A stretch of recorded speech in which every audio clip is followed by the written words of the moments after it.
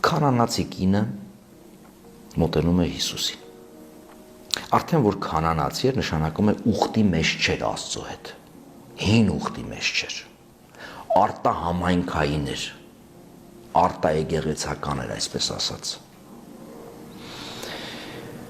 Մոտենում է խնդրանքով, ասում է ողորմիր, ողորմություն է խնդրում, օգնություն է խնդրում, Տեր, Դավթի որդի, դուստրս դաժանորեն դիվահարվում է, չարչարվում է։ Ինչ է լինում Հիսուսի արձագանքը։ Չի պատասխանում։ Այսինքն անտարբերություն։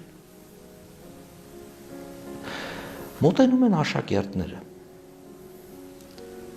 Ասում են վարդապետ, արձակիր, որովհետև մեր հետևից աղաղակում է։ Տեսակ անհանգստություն է, որ արագ լուծեն, գնանք առաջ, ճանապարհի վրա է լինում։ Հիսուս ինչ է պատասխանում։ Ասում է, ես ուրիշ տեղ չուղարկվեցի, եթե ոչ Իսրայելի կորած ոչխարների մոտ։ Բացահայտ խտրականություն, կարելի ասել ռասիզմ։ Կինը շարունակում է համառությունը, մոտենում երկրպագում է և դարձյալ աղիողորմ ձայնով խնդրում է, Տեր, ողորմիր ինձ։ Զգում է, որ աղջկան կարող է փող փրկել։ Տառապող մոր խնդրանք է, և Հիսուս արձագանքում է։ Խզում է լռությունը, խոսքը ուղղում է այդ կնոջը, բայց ինչ է պատասխանում։ Ասում է, լավ չէ մանուկների հացը վերցնել և տալ շներին։ Վիրավորանք։ Որ ինչ ենք տեսնում այս պատմության մեջ։ Անտարբերություն, խտրականություն, վերջում վիրավորանք։ Ինչ է պատասխանում կինը։ Ասում է, այո Տեր, բայց նույնիսկ շներն իրենց տիրոջ սեղանից ընկած փշրանքներով են կերակրվում։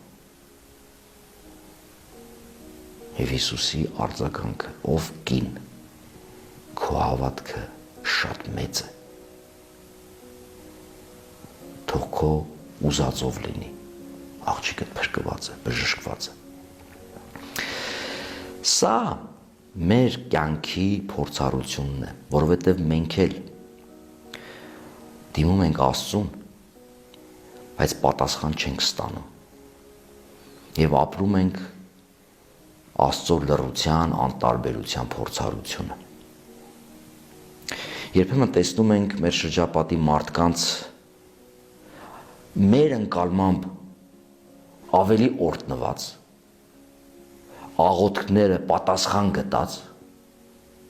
և մեզ զգում ենք խորթ, խտրականության ենթարկված, ռասիզմի ենթարկված։ Երբեմն նաև վիրավորված, որ Աստված ինչպես է մեզ վերաբերվում։ Ուր է հավատքը այստեղ։ Հավատքը զգացողություն, սենտիմենտալիզմ, հուզականություն չէ։ Ով է հավատի մարդը։ Հավատի մարդը նա է, որ չնայած բոլոր պայմանների մնում է հաստատուն, լեցուն հույսով և պատրաստ անդադար աղոթելու և խնդրելու Աստծուց այն, ինչ որ իրեն պետք է։ Հիսուս ինչու է այսպես վարվում այս կնոջ հետ։ Փորձում է բերել հավատի ճանապարհին։